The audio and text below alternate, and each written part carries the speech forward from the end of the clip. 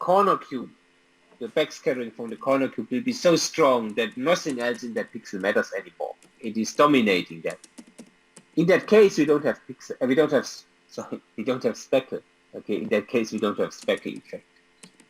If we don't have speckle effect, we can get even better, higher accuracy. And in the case of point targets, right, it depends on the signal to cluster ratio of the point target. If that one is very high, if you have a very strong target to a weak background, right, we can get accuracies much better than 0.1 pixel, even better than 0.05 pixel with very bright, very strong targets. Right? And if we have those targets, you see, we can reach very good accuracies and then compare the motion of these point targets to each other. What we need to do that though are these point targets, and right, we will come to that this is not, they are not often just not available. Right? So that is the main problem. But if we have such targets, or if we install them by ourselves, then we can reach very good accuracy here. Now, let me see. Okay. All right. Now we come to a different topic, which is the sartiodicee. Okay. What is sartiodicee? Right? I don't have a slide for that. Let me talk about it. So on the sartiodicee, in that case here, we understand the precise measurement of also point targets in absolute world coordinates. So we want to identify the precise position of such targets in world coordinate system, so the 3D positioning of these targets. And there is work going on that, and because we have very good satellite orbits now, so we can achieve positioning of such targets in absolute, in decimeter or centimeter accuracy nowadays, which is very, very good and very difficult to do even with GPS in absolute coordinates. So we tried that. We tested it as well. We set up some corner reflectors here on top of one of our buildings here. First 15 some years ago. Also we set some up in front of the entrance of our university. And we did some very first experiments here. And we just did not really correct very much, and we achieved very good positioning already in azimuth, where we were up to about 2 centimeters precise, and in range direction, that's the direction the satellite signal is traveling. We were off by about 1.6 meters, so that's rather long, rather big difference. However, one has to say we are very good in azimuth. But maybe we just got lucky. The 2 centimeters seemed a bit too good. Right? It's more likely that it's more about 5 centimeters that you can achieve easily with Teresa X. Now, why 1.6 meter? The most reason for that is that the signal going through the atmosphere is actually not traveling the speed of light. So we assume speed of light, but that's not true. Right? The signal is slowed down going through the atmosphere. Right? So we have an error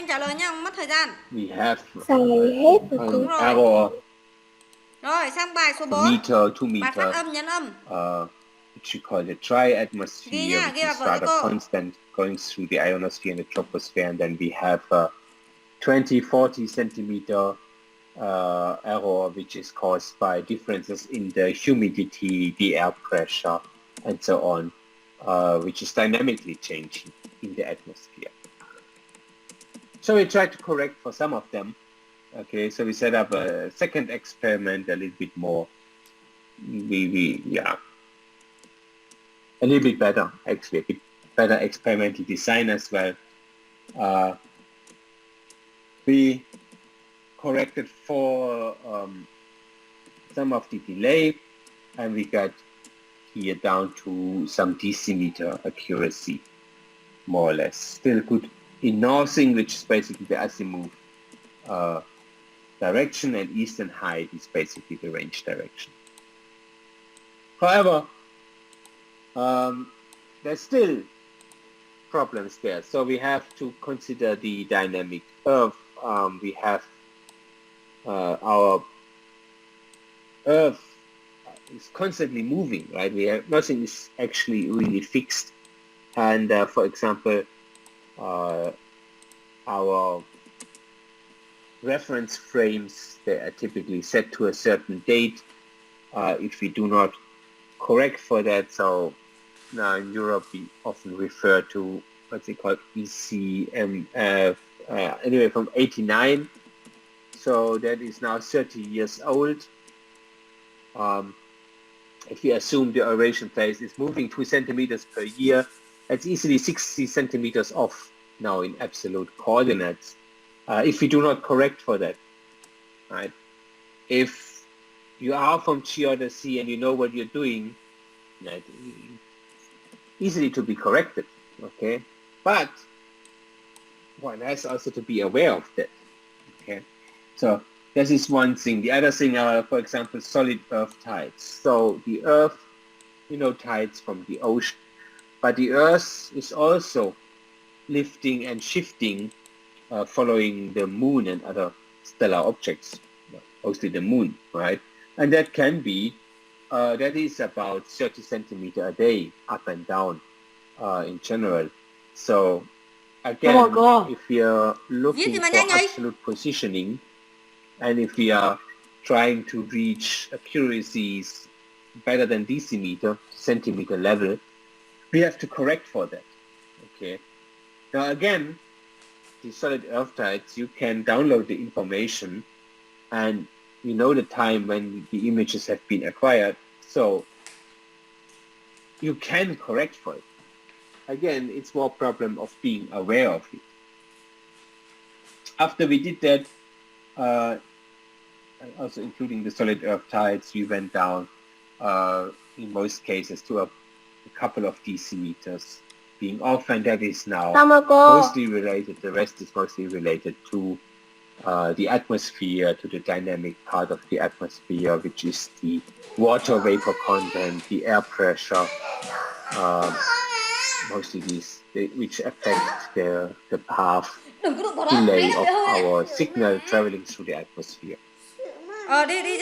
Also, we can try to correct for that. There are atmospheric models available. You can get the atmospheric, the numerical weather models who include all these parameters. However, the main problem is that the resolution of these models is not very high. Okay, so you have to interpolate them, and that works well if you have relatively stable weather conditions, right? So the interpolation of them, if you have relatively stable, smooth changes in the weather condition, you can also interpolate well. However, if you have a very dynamic weather situation, with a very bad resolution, a very coarse resolution, the interpolation will not work very, very good for you. Okay, so that's the problem of them. At the end, it's then a problem of like correcting that and interpolating well in these weather models. If we do that, in that case, down descending data, you see we can reach here actually the centimeter accuracy that we were aiming for after correcting for the weather model here in absolute parameters. Now, interesting is we need these high SCR points, and if we take a look in Wuhan, how many of high points we can find. Naturally, you see we can find rather large amount of points at least in one image if you want to find them. Similarly, in all 4 directions, it's getting a bit less. If we do that, then we can identify them and we can get their exact precise position and height over ground based on this geodetical approach. And the DLR actually, they are much better at this than we are. We just played around with that a bit. They have a whole team working on that. And what you can achieve, you see, is around 6. Now they're down actually. They actually got better again. But let's say better than 5 centimeter is what you can achieve in that in the positioning of these objects, and that is a very, very strong and very useful tool. Now, why is that useful, right? And it takes a bit of time. Many people do not immediately get why that is a very useful and extremely valuable product. So what it allows you to do is you can have ground control point free absolute positioning of targets in centimeter or decimeter precision. So we get these point targets, the absolute position in centimeter, let's say decimeter, without going to the ground control point free. And that has actually been used in the production of the World Game, of the Tandem DM. They have used this technique to get the ground control points. In that case, it's actually not really a ground control point anymore, right? Because nobody have been at the ground. To get these control points where then the DM is anchored on. Okay, they have been produced from the SAR data by the methods I just described. But you can also buy those. You can, it's a product sold by Airbus, you can buy those ground control points. And if you buy them just as ground control points, they give you the points and a small map, basically, where you can then connect them together. But who is doing that? Who is buying them? And that's actually, well, there is a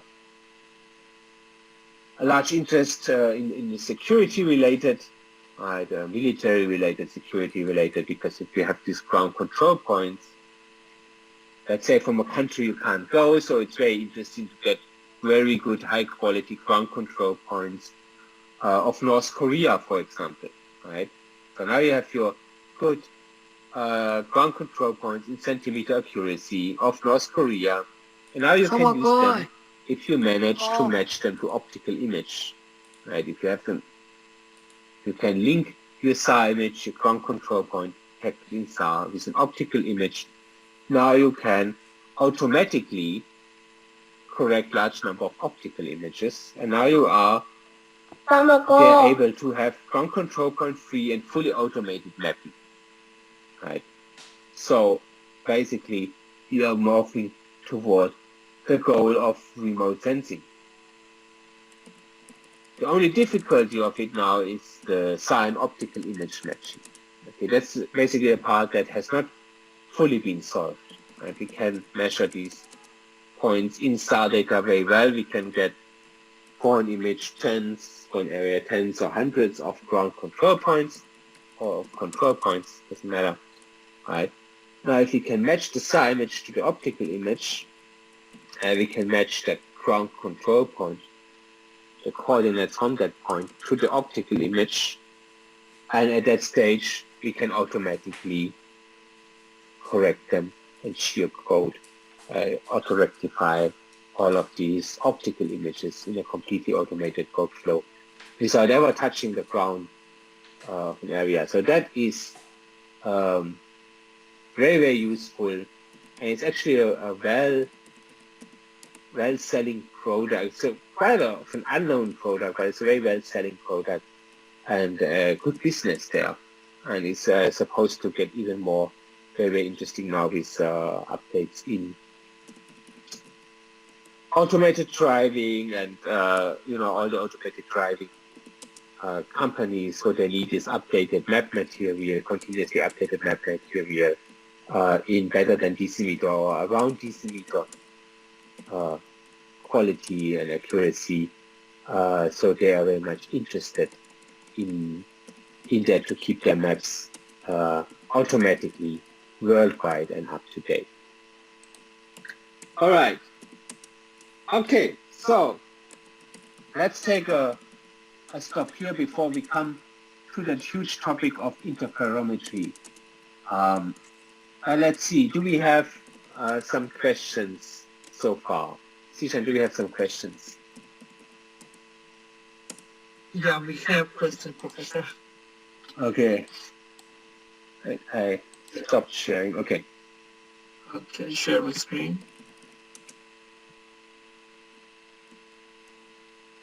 Okay. Okay. Yeah, here. Can you see? Okay. I can see, yes. So let's see.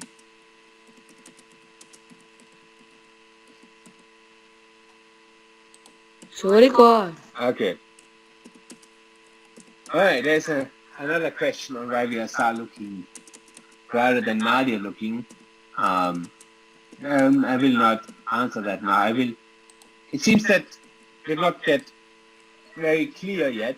Okay. So I have to spend some slides on that next time.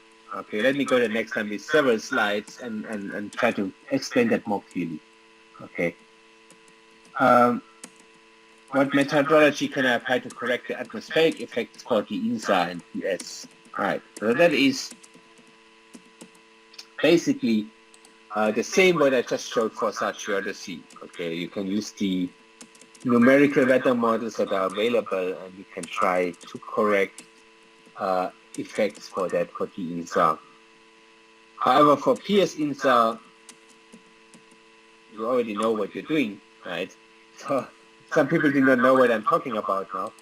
But for PS INSA, you can also do that, but ideally we correct the atmospheric effects in PS INSA based on the data, and that typically works better than with the numerical weather models because they are just not, their resolution is just not good enough. Oh my God. Okay, is it possible using SAR to detect long sunken channels?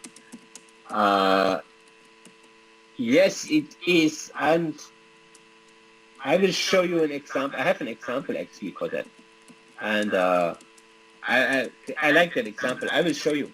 Okay. The next one is really good. Can I use SAR for bathymetry? That's a really good one because the standard answer is no. Okay, the standard answer is no because you can't look underwater.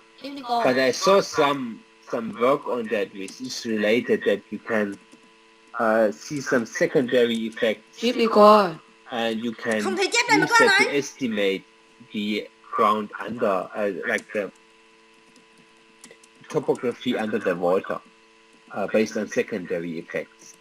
So there is some work done in that, but the standard answer is no. Okay, the standard answer is no, and it's I think it's very academic and not really very practical yet. Okay. Can we use SAR data in urban expansion, urban flooding? Yes, surely we can use SAR data for urban expansion. It's very common. For urban flooding, the answer is yes, but the problem that you have is the water, as we identify typically, calm water, we identify it as being black in the image.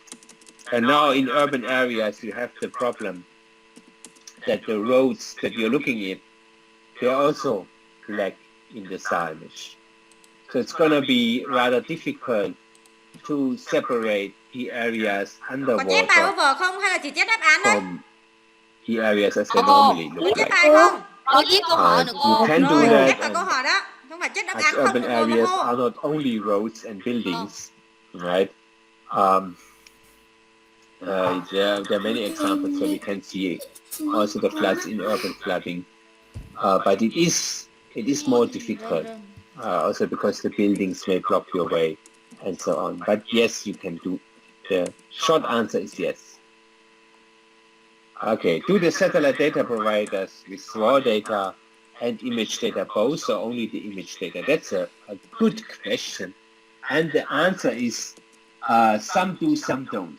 Okay, so there are satellite data providers who will not give the raw data to you, and there are others who you can get the raw data. Right? So this depends. So typically, as a rule of thumb, okay, I would say commercial data providers do not give you the raw data, and the more science-interested data providers, like the European Space Agency, they will also provide the raw data if you really want it.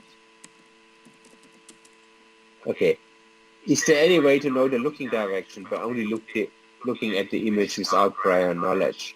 Yes, you could look at the direction of the shadow or the direction of the layover of buildings, for example, right? However, in the metadata of the image that you have, right, that should all be there, and a SAR image without metadata is only of limited use to you. Can the speed, let me check the time. Okay. Can the speed of moving objects be identified using the effect generated due to its motion? Yes, it can. For the fun of it, I will also show you that next time. I have some slides on that as well. Is the field of SAR imagery data analysis still a hot area to pursue our research career in SAR image data analysis? That depends what you want to analyze, right? It depends what you're looking at. If you go toward target identification, classification, then, you know, with all the deep learning stuff, I would say yes. Right. If the angle or incidence angle is 0, that's the same like the question above on the Nadia looking. I will come back to that. Ascending or descending influence the far range and near range backscatter value, which is better? No. You're just looking from a different direction. That does not really influence the far range or near range backscattering value. Also, there is no better. They are just different.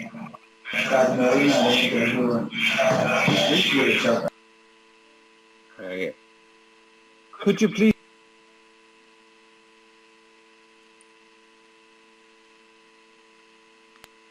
Now you also mute me. Okay. Could you please explain the relationship between the visibility of the object versus look angle between SAR sensor and the object? No. Right. Why I said no? Because that depends on which kind of object you're looking at, right? Some are more visible from certain angles and others are not. Right. So that is very object and context specific. So there is not an answer that I could put into, you know, one sentence. How many homologous points are required? That's a good point, right? So ideally, well, you need, each homologous point will give you one value for your DEM. So as a rule of thumb, as many as you have pixels in your DEM. Okay, ideally even more, because sometimes you need to interpolate. What is the difference in, I did not see it because of comment, of DEM, DTM and DSM? That's a very good one. Okay. And I have 1 minute left, and that 1 minute is enough to explain that. Okay. So a digital elevation model, that is the general term. Okay. That explains, that includes all of them. Okay. Digital elevation model. Now, DTM and DSM, they are not identical. So DSM is the digital surface model. That is the height of the surface.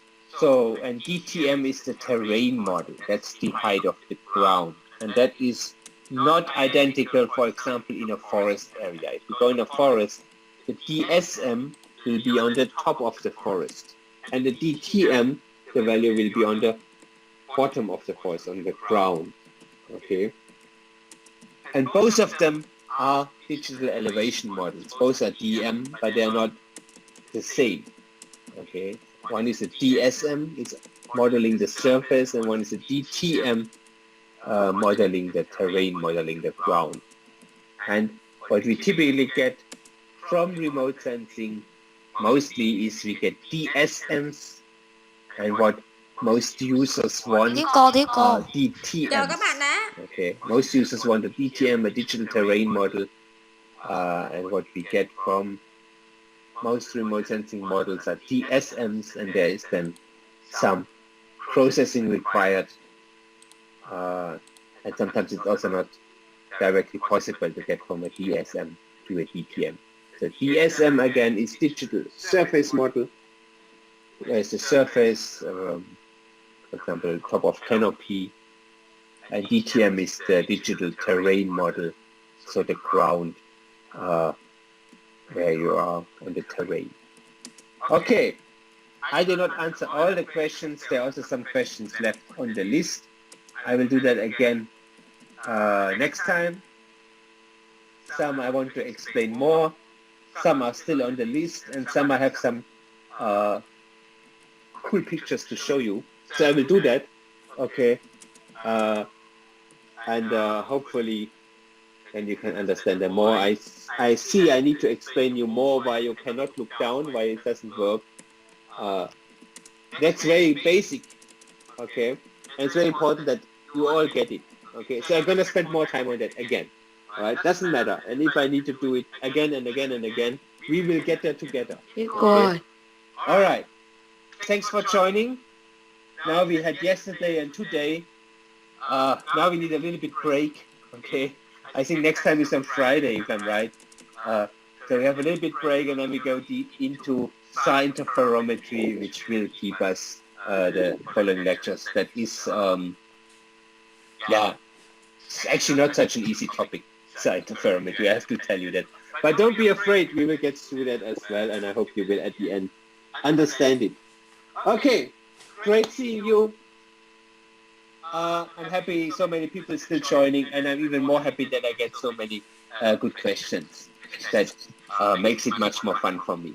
Okay, have a good night, have a great day, wherever you Thank you are. so much, sir. Thank you so much. Nice to see some of your Thank you, faces. sir. Thanks for Good turning on Thank the you, camera. thank you. Nice to see you. Thank you very much. Thank you very much. See you Thank you, for the Lord. next year. Che. Thank you so much. Đang viết này cứ gọi nhỉ. Bye bye.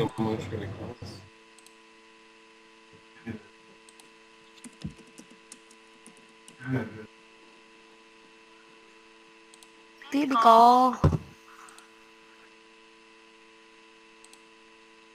Không thấy cô đang viết à mà cứ ấy. Còn một số bạn chưa viết xong mà. Làm gì mà vội. Làm xong chưa mà cứ giục vậy. Làm xong chưa? Chép đáp án hả? Đâu, chép được khoanh mà. Mấy bạn kia xong hết chưa? Chưa cô. Thấy chưa? Bao nhiêu bạn chưa xong kìa? Ủa gì lâu vậy? Bọn nó làm gì không biết nữa. Em xong luôn cô. Cô.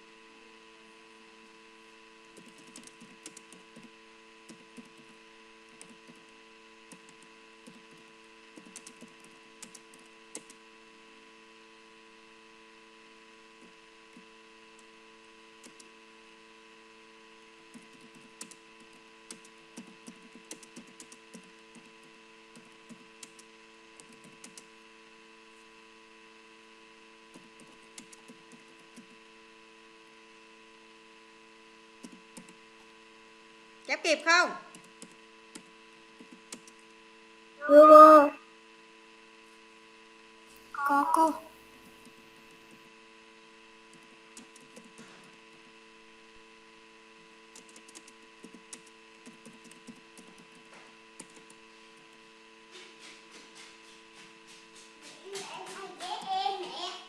Mẹ đang dạy em chị nghe thấy.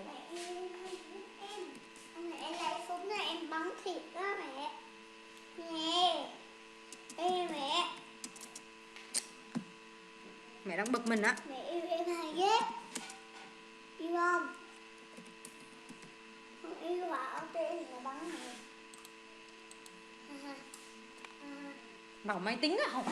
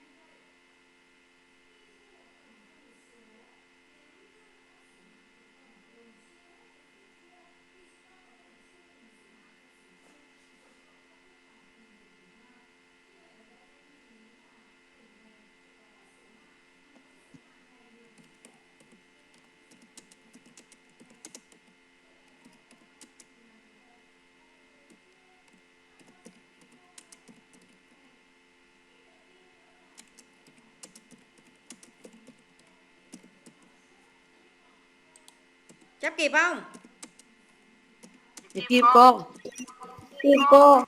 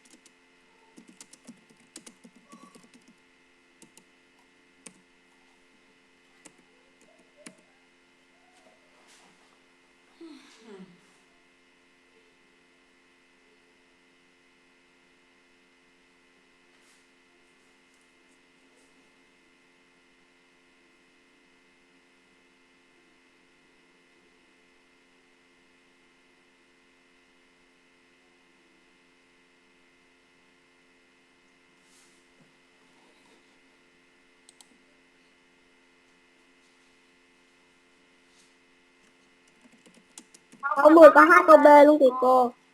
Câu mấy? Câu 15 á cô. Kệ nó, viết C vào.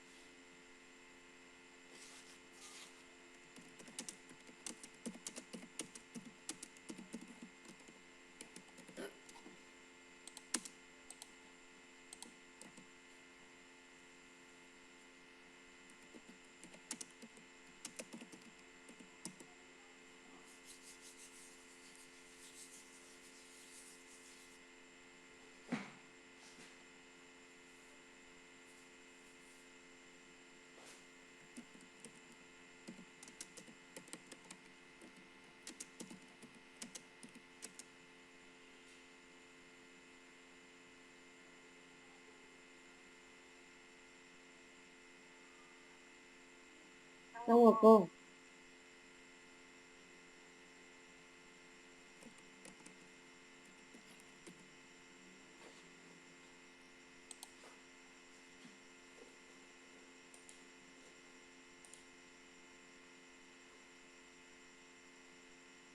Grammarly helps you work more efficiently, which makes accomplishing your workflows easier than ever before.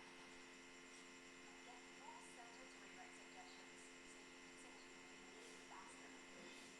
Powered by over 1 billion user interactions, Grammarly's instant suggestions help you quickly polish your writing. Use Grammarly to select multiple corrections at once. Instantly accept grammar, spelling, and punctuation suggestions with a single click. Getting things done never felt so good. When you work more efficiently, you have more time for other things, like spending time with the people who lift you up, and rewarding yourself after a busy and successful work week. Download at Grammarly.com. It works wherever you are. Try it today. That's why the Jenna Martin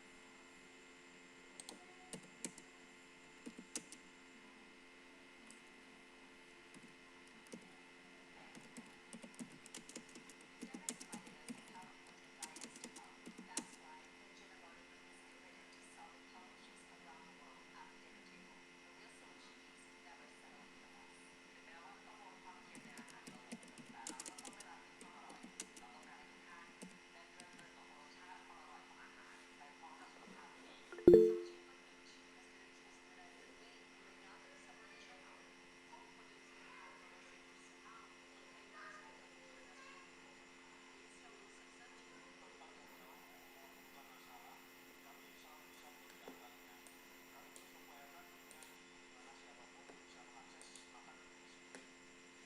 settle for less.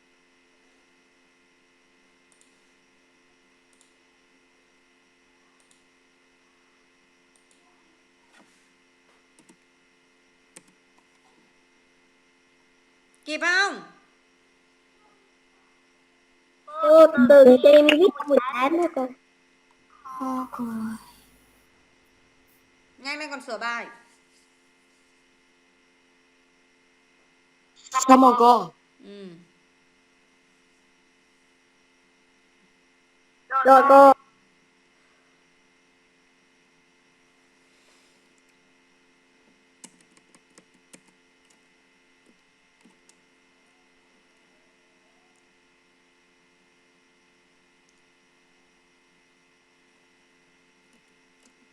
Gì này?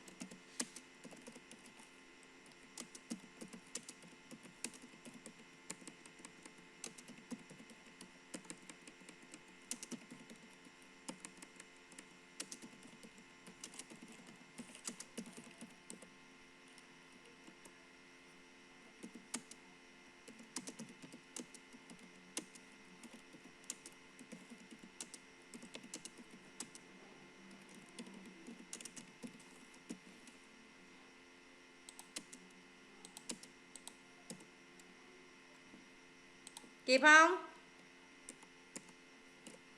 Kịp cô. Có cô.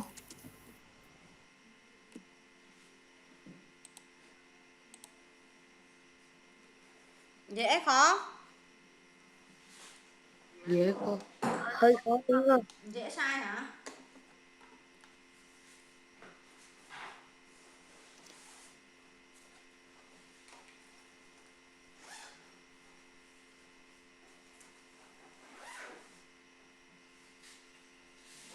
Xong rồi cô.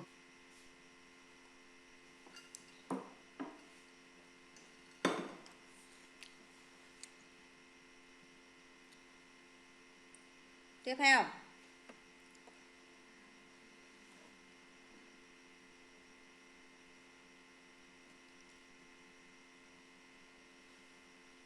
Câu 2. I walk to school every day. Chuyển thành cái câu I go. Sang câu số 3. Câu số 3. My father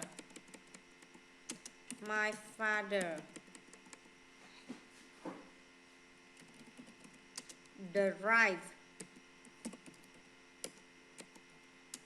a car to work.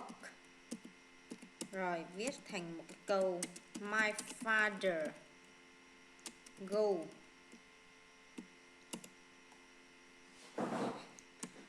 Câu số 4. There are 5 people in my family. Chuyển sang câu My family has.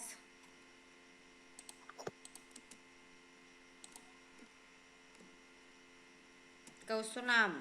Kịp không? Kịp. Kịp cô. My house has 6 room. Chuyển thành there cho cô. There. Đó.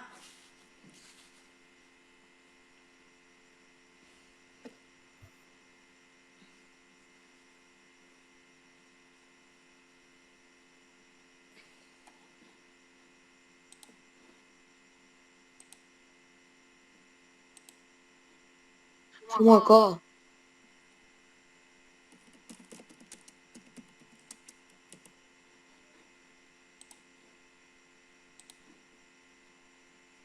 Câu 6.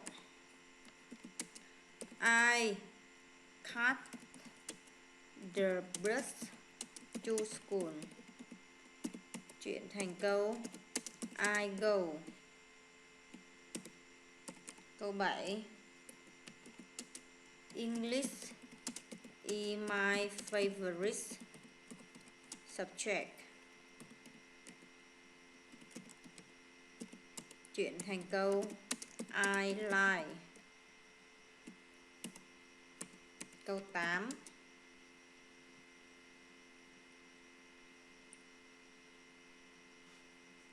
I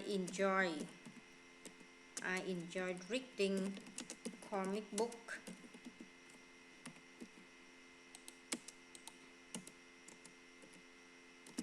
My hobby.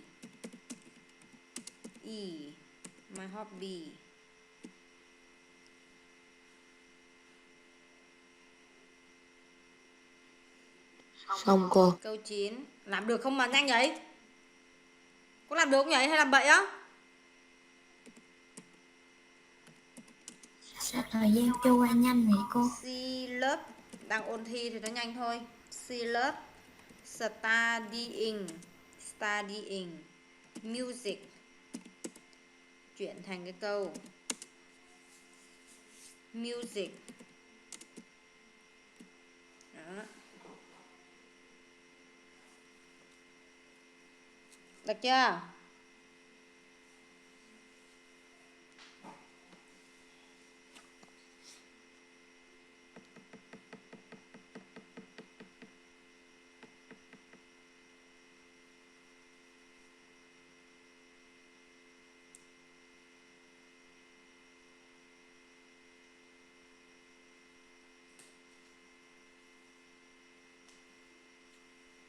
chưa? Câu 10. I hate playing the guitar. I don't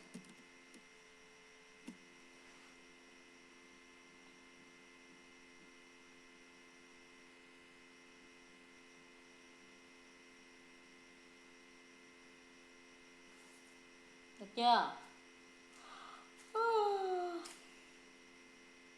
Được chưa? Xong rồi cô. Bài tiếp theo. Điền giới từ vào chỗ trống. Câu 1. The KHİI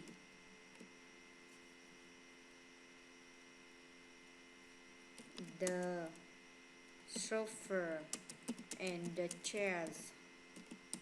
Câu số 2. She is standing up the TV. Câu số 3. The poster there are two posters the wall. Câu số 4. My flat is the 5th floor. Làm được không? Làm được không? Hơi được. Hơi khó. Bài không khó đâu, bài dễ đấy.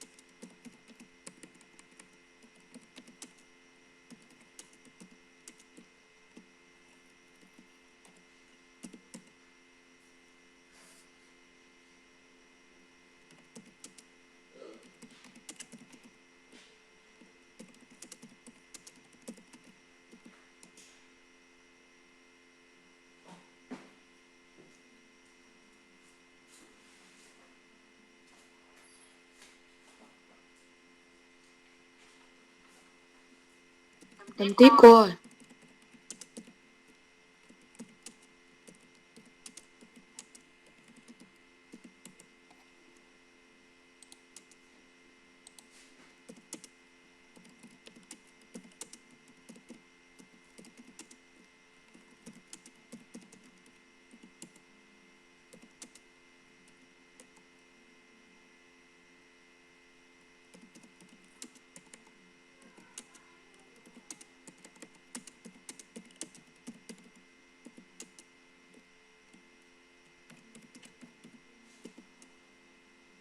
Rồi, 10 câu, điền giới từ 10 câu.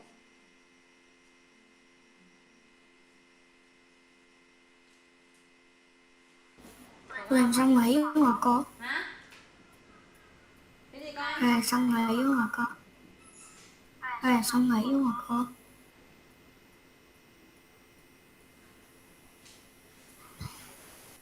Xong chưa? Làm được không? Sắp cô ơi. Chị được cô. Ví dụ câu 1 điền gì mà được? Câu 1 điền gì?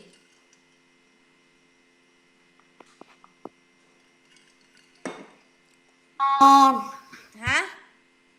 On Câu 1 điền cái gì bạn Duy? On cô. On là sai bếp rồi, ngồi đó mà được. Đúng. Lộn chả trứng thịt lộn. Thế mà kêu được, viết bậy viết bạ làm cho nhanh gì không chịu suy nghĩ. Có một điểm gì Lộc?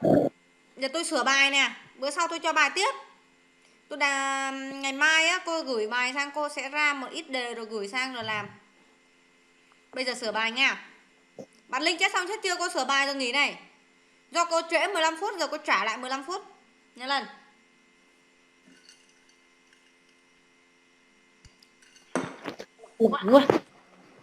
Được chưa?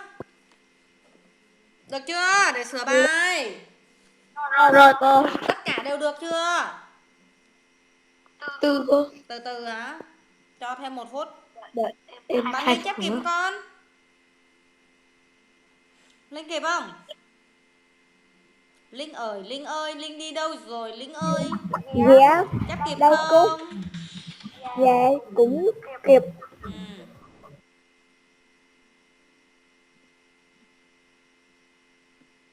Cô đang bực mình đây. Lấy máy kia để dạy mấy đứa mà máy kia nó cái Google Chrome nó bị điên mở được. Cô gỡ nó ra, cô cài lại thì không cài được luôn. Mới bị trễ 15 phút đấy.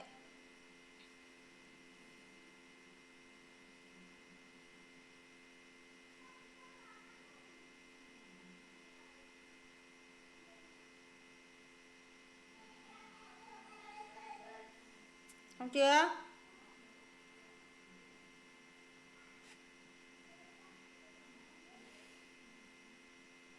Khác là con mèo đúng không cô? Ừ.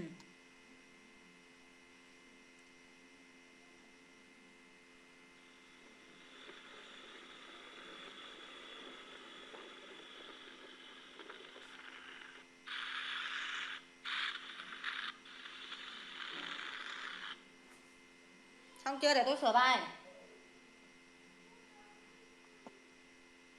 Sửa đi cô. Ừ. Rồi, sửa bài nhé.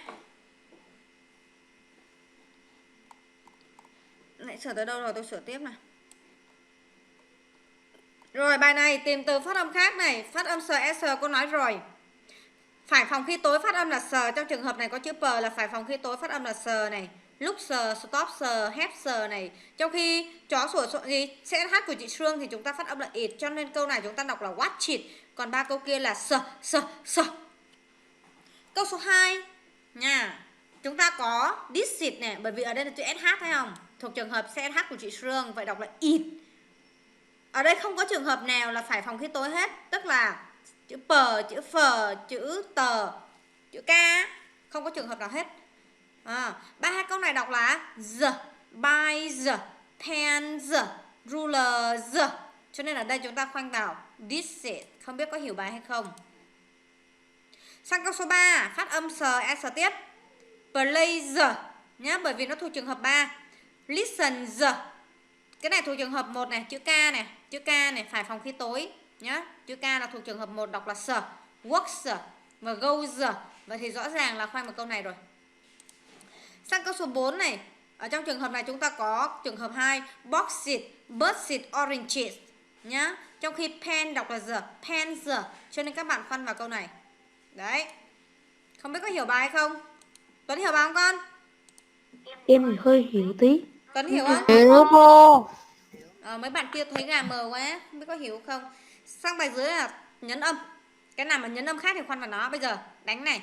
Cartoon đánh lên đầu nó. Cartoon nhấn âm 2. Ruler nhấn âm 1, nhấn chỗ này. Apple nhấn âm 1. People nhấn âm 1. Vậy đáp án là cartoon, bởi vì nó nhấn âm 2, mấy kia nhấn âm 1. Rồi, relax nhấn âm 2 nha, relax. Relax nhấn âm 2. Pencil nhấn vào chữ pen là nhấn âm 1 nha, pencil. Notebook nhấn âm 1 luôn. Rồi football nhấn âm 1 luôn. Vậy thì rõ ràng là khoanh câu nào nhỉ? Câu nào khác? Relax. Relax. Ok, sang câu tiếp theo. Dinner nhấn âm 1. Âm đầu tiên, dinner. Breakfast âm 1 luôn. Morning âm 1 luôn. Trong khi enjoy âm 2. Vậy thì khoanh vào câu nào? Khoanh vào enjoy. Rồi parrot là âm 1 này. Nhấn vào âm pa. Parrot đọc mạnh âm pa lên. Rabbit đọc mạnh âm a này lên. Rồi cảnh sát đọc sao? Police. Police đọc mạnh âm 2 lên. Âm 2 nha. Bedroom là âm 1. Vậy thì chúng ta khoan vào câu please. Câu số 5, tương tự cái từ này các bạn cần phải nhớ này. Museum nhấn âm 2. Museum. Library nhấn âm 1. Cinema các bạn nhấn âm 1 luôn. Hospital nhấn âm 1 luôn. Vậy thì đáp án là câu A. Museum. Museum. Rồi chúng ta xuống bài dưới này. Có một cái gì next to my house, cạnh nhà tôi thường mua sách ở đó. Bởi vì mua sách thì phải là hiệu sách. Chúng ta khoanh ở câu D. Bookshop hoặc là bookstore. Rồi câu số 2, xài DI hay DA nó tùy thuộc cái danh từ này. Sữa là danh từ không đếm được. Danh từ không đếm được thì chúng ta xài Y nhé. Danh từ không đếm được đóng vai trò là số ít. Chúng ta khoanh là Y. Không có ít sữa trong tủ lạnh đó. Câu số 3 này, anh ấy đi tới trường bằng ô tô. Anh ấy đi tới trường bằng ô tô. Anh ấy là chủ ngữ số ít thì go của chúng ta phải như thế nào? Câu nào? Go answer. Go answer. Không thể xài don't go được. He là chủ ngữ số ít, đâu có xài don't được đâu. Rồi câu số 4 này, bạn có thường xuyên đi sở thú hay không? Hỏi mức độ thường xuyên. Từ nào là từ hỏi mức độ thường xuyên? How gì? How often là hỏi mức độ thường xuyên. Hỏi mức độ thường xuyên. Học rồi. Mức độ. Hỏi mức độ thường xuyên. Nhớ chưa? How often là hỏi mức độ thường xuyên. Cho nên chúng ta chọn câu này này. How often. Sang câu số 5. Cô ấy luôn luôn đi bộ tới trường. Cô ấy luôn luôn đi bộ tới trường. Vậy thì đi bằng xe gì? Xe căng hải. Cái nào là xe căng hải? Cái nào? Nhớ cho cô, đi bộ luôn luôn là on foot, không phải là by đâu nha. Mấy cái xe kia là by nhưng mà đi bằng chân, đi bộ là on foot cho cô nhớ đấy. Nhớ lâu lâu vào. Nhớ dài lâu vào. Sang câu số 6. Chúng ta thấy có từ chu không? Và chúng ta khoanh là từ nào? Có từ chu thì khoanh từ nào?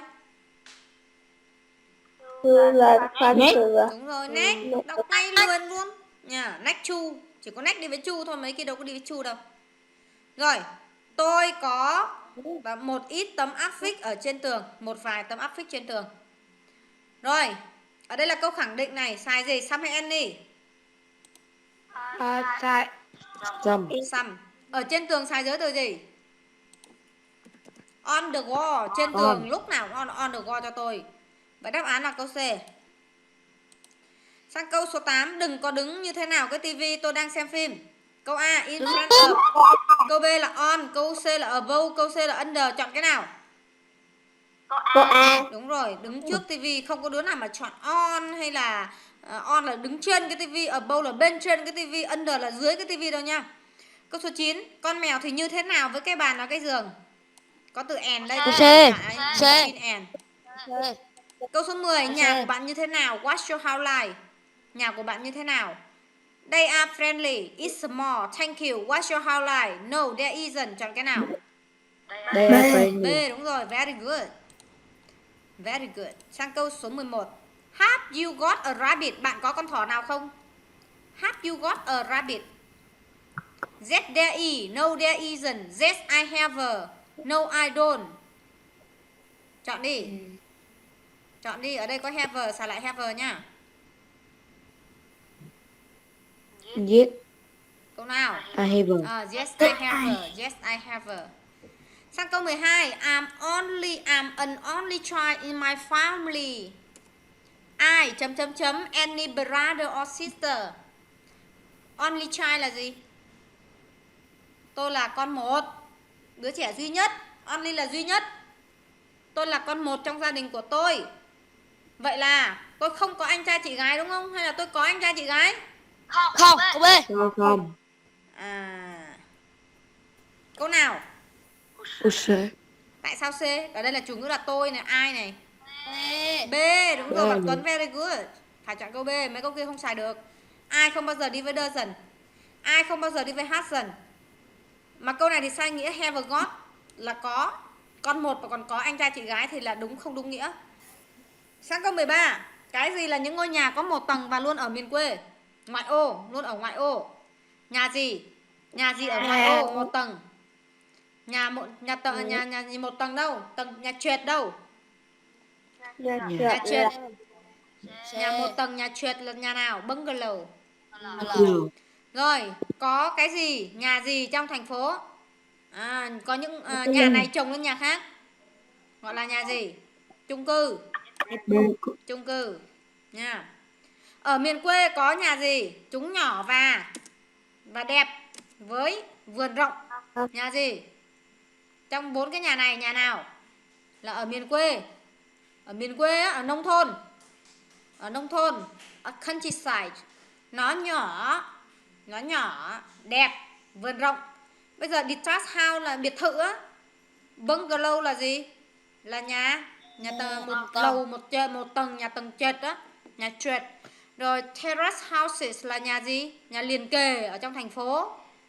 Cottage là nhà tranh, ở đây miền nông thôn phải nhà tranh rồi nha. Tiếp theo. Câu 16, Susan và tôi thường cái gì board game? Board game thì phải xài từ nào? Play board game. Play board game, đúng rồi. Câu 17, tôi và bạn của tôi thường cái gì out đây? Chọn cái nào? Cái gì đi với out? Hang out, tụ tập bạn bè, đi chơi với bạn. Câu 18, 5 giờ 30 được không? Câu A, thanks. Câu B, can we go to the mall? Câu C, 5:50 is fine. Câu D, let's meet at 6:30. Chọn câu nào? Câu D. Câu C. D. Câu C. Câu 19, tôi nghĩ rằng cái gì thì khó và boring. Tôi ghét học về the past and I can't remember the date. Tôi ghét học môn gì đây? Môn gì mà học về quá khứ này? Ok. Câu 20. Câu 20 chọn gì? Con chó của ai? Chó của Phong. Chọn câu nào? Google. Whose nha. Rồi đọc. Câu 1, Tuấn. Tôi có 5 quyển sách trong cặp của tôi. Vậy đe gì? There are 5 books in my school bag. Câu số 2, Lộc. Tôi đi bộ tới trường mỗi ngày. Vậy tôi đi tới trường bằng xe Căng Hải nào? I go to school. Đi bằng xe Căng Hải nói sao? Rồi câu số 3, bố của tôi lái ô tô đi làm. Vậy bố của tôi đi làm bằng xe hơi nào? My father go to work by gì? By car, đi xe hơi. The ride chuyển thành by car. Câu 4 này, có 5 người trong gia đình của tôi. There are 5 people in my family. Chúng ta sẽ viết thành nhà của tôi có 5 người nói sao? Tuấn. Has got 5 people. Rồi. Sang câu số 5. Nhà của tôi có 6 phòng nào? Bạn nào? Bạn Bo nào? Đe gì? Thì tôi cô là D A sit. Cô viết còn không đọc được nữa. D There are 6 rooms in my family. Câu số 6, bạn Duy nào? Tôi bắt xe buýt đi học nào? I go to school by bus. Câu số 7 nào? Công. Tiếng Anh là môn học yêu thích của tôi. Vậy chúng ta nói sao? Nói tiếng Việt sao? Tôi thích môn gì nhất? I like English best. Các bạn nhớ cho cô. I like English best. Câu số 8, Tuấn nào? Tôi thích I enjoy reading comic book. Tôi thích đọc truyện tranh. Vậy my hobby is Reading comic book. Ok. Câu số 9, cô ấy thích học học âm nhạc. Tuấn đọc luôn. Music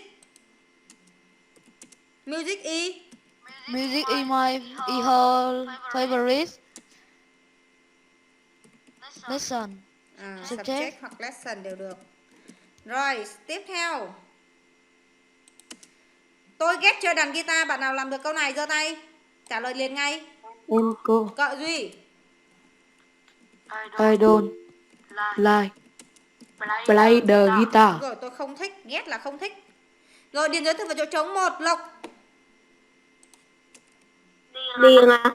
Nhanh lên. Green. Câu số 2, bạn Ngọc. Dạ. Có ớt rồi thì chắc chắn là in front rồi. Bạn Ngọc nhớ nhá. Nhớ nhá. Rồi bạn Ngọc câu bao luôn đi. Ở trên tường. On. Cái gì được go? On. Rồi. Bạn Bo. Ở trên tầng 5 nói là giới từ gì? Tầng. Ở tầng mấy nói từ gì? Đâu rồi, bật mic lên mệt quá.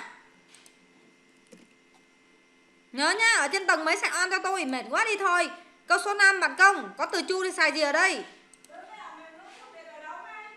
Không, có đâu biết, ở trong cái tủ sao mà, tủ ấm phòng ăn này. Next to. Next to. Câu số 6, tôi thường get up lúc mấy giờ, chọn cái gì đây? Bạn Linh, thời gian xài cái gì?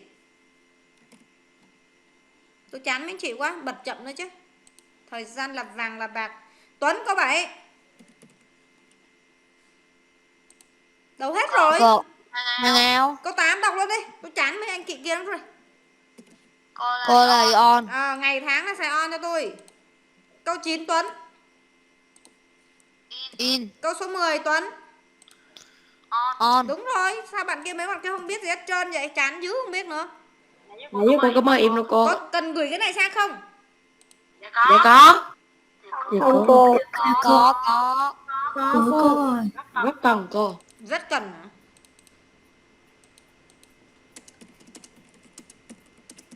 Rồi về nhà lo mà học coi lại những cái bài này cho cô. Nghe chưa? Dạ. Rồi goodbye class. Goodbye teacher.